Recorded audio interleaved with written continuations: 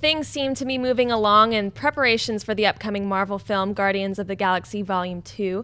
Director James Gunn took to his Twitter account to reveal that the first cast table read of the script has taken place, that the first full cast announcement will be made very soon, and that unlike many other Marvel films, the post-credit scene for Guardians 2 has actually already been written. Schnepp, buy or sell this Guardians of the Galaxy 2 update from James Gunn. I buy this update. I'm very excited to hear that they did a great table read. Everything, all the actors are there. Everyone's ready to roll. I especially buy that they wrote the post-credit scene, because we were talking about earlier how it's like it always feels like, especially these last couple of post-credit scenes, just feel like they're just like whipped out together. It's like, just you and Iron Man just have a conversation, make it funny, or like just show that dog creature jumping around in Thor. It's like they don't add up to anything. It's not like we're getting a look into the next film.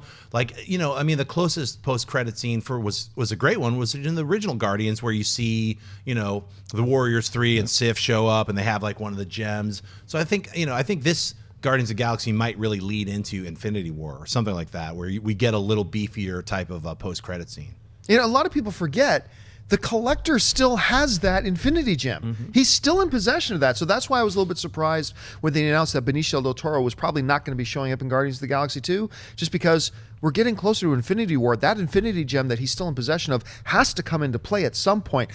Look, one of the things that I love about James Gunn, because when you look at James Gunn or just follow him on Twitter or stuff like that, you kind of think he's just kind of wacky, free-spirited guy. And that's true to a point. He's also incredibly calculated. Yeah. I remember when he came in to be on Movie Talk that one time, we sat, and he was very nice too, because we had a big Your Mama war on Twitter first, but anyway. So he comes in, and when he starts talking about his process, you realize this guy is probably one of the most prepared filmmakers going in. He even talked about how pre-production is my favorite part of making a film, post-production is my second favorite part, and I don't actually like shooting movies.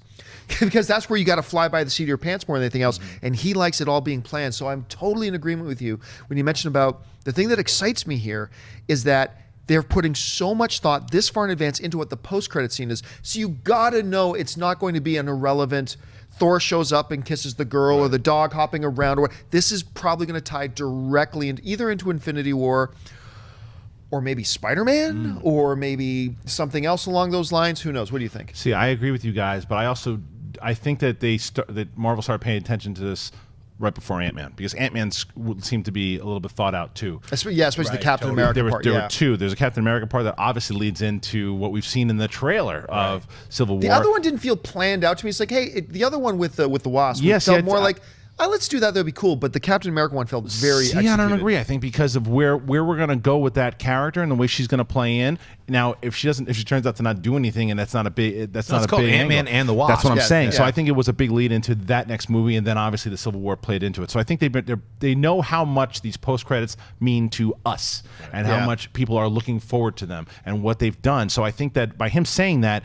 And he is absolutely that guy that's saying, okay, we need to make sure that this ties into that. Okay, this is all good. And he loves to tease, and he loves to get the fans excited. And he'll do stuff on Periscope all the time, and he'll get people like just jacked. And when it comes to making an announcement, he knows when to make those announcements. So the fact that he had this read, knew it went well, told everybody about it, it's typical James Gunn. So I'm super excited that he did that. Hey guys, if you like this clip, click here to watch the entire episode. Also, make sure you subscribe to our YouTube channel, because it'll help you stay up to date with all the stuff we've got going on here at Collider.